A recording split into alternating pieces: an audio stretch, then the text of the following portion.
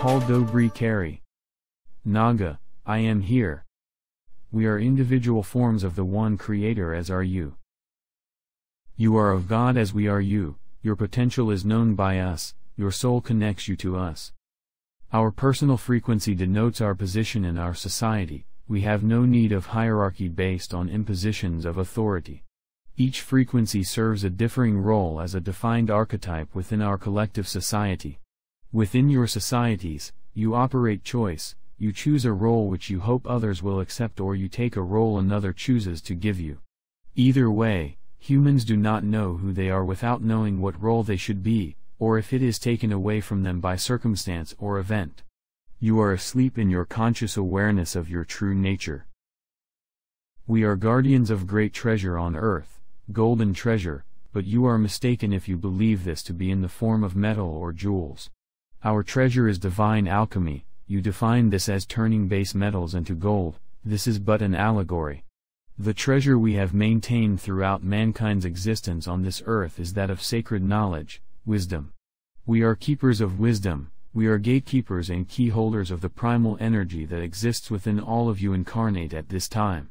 We are Naga, I am here, and we have existed alongside you on Gaia, here and now, and before your time and space within the root races of mankind. The primal energy lies dormant within us all. You have called it sacred fire Kundalini, blessed and honored power that is unconscious. We revealed it to the primary Adam-Kadmon earth duality forms as man and woman in the Garden of Eden, access to the power of wisdom at the Tree of Knowledge. Look what you have done with it since that time. So, we have chosen to live below the ground in vibrational frequencies beyond the awareness of your unconscious minds. Your many indigenous populations have maintained contact with us through nature, and we come to those who call to us in dream state. You are all indeed blessed on earth to hold this source connection within you, but so few are even aware of this as your societies have kept the knowledge hidden from you. To become honored to carry the wisdom, in times past, the body and mind had to be prepared in readiness to allow the energies to arise from within.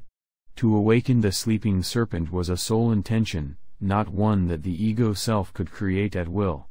Honor is given through personal endeavor, to raise the vibrational frequencies of the self, to face the shadows and darkness within, and to purge the soul of the desires and influences of the archon emotions and sins. Too many have forgotten these methods. The sins were here before us, and we too have watched the birth and expansion of all the earth's religious interpretations. To raise the power of the serpent energy too early would poison the system. Much had to be prepared to ensure the physical, mental and emotional projections of self were unified to receive the primal energy. This allowed the Kundalini to awake from her sleeping state to her awareness state of Kundalia. This is the time when we would be drawn to you, to willingly work with you to take you forward. Before this time, the vibrational frequencies are too dense for us to connect with you. We do not fear you, but we do not wish to experience the fear that you would show towards us without prior awareness of the serpent power and the fear that Kundalini invokes to many who remain ignorant of her true nature and power.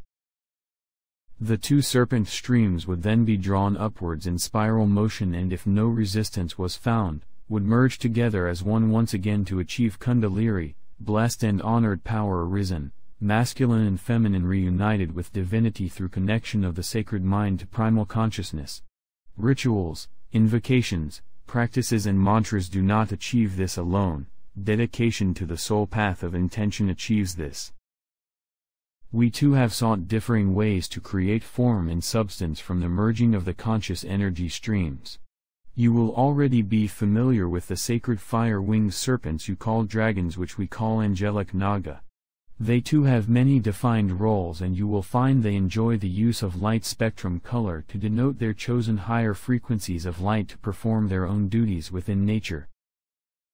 We are aware that many of the higher key codes of sacred geometry are contained within the light emission streams and cosmic particles that are arriving on Gaia at this time.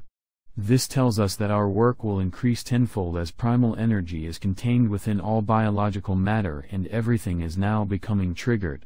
It takes just one highly energized light-encoded particle to enter the physical system.